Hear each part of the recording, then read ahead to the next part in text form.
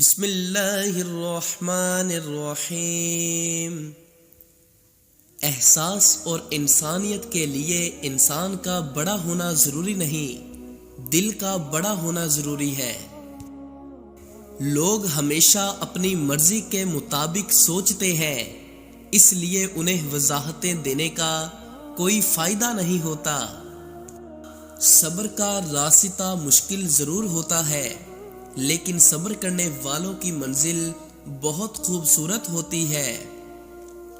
آپ آسمان نہیں بن سکتے، مگر کسی کے لیے آس اور مان تو بن سکتے ہیں۔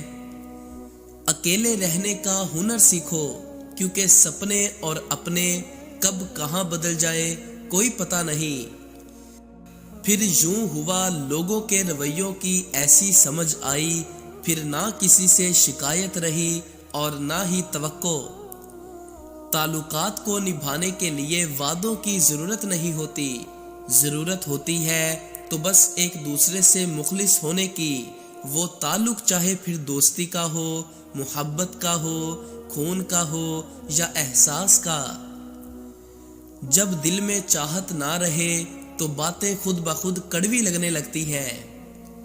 حضرت علی رضی اللہ عنہ نے فرمایا، خدا سے جب بھی مانگو مقدر مانگو، عقل نہیں، کیونکہ میں نے بہت سے عقل والوں کو مقدر والوں کے در پر دیکھا ہے۔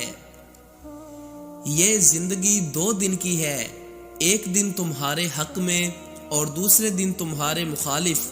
جس دن تمہارے حق میں ہو اس دن غرور مت کرنا، اور جس دن تمہارے مخالف ہو اس دن صبر کرنا۔ زندگی میں ہم زبردستی کسی کو اپنے لیے مخلص نہیں کر سکتے، اور نہ ہی کسی کو یہ یقین دلا سکتے ہیں کہ ہم ان کے ساتھ کتنے مخلص ہیں۔ جب معاملہ اللہ کے سپرد کر دیا کرو تو معاملے اور اللہ کے درمیان سے نکل جایا کرو۔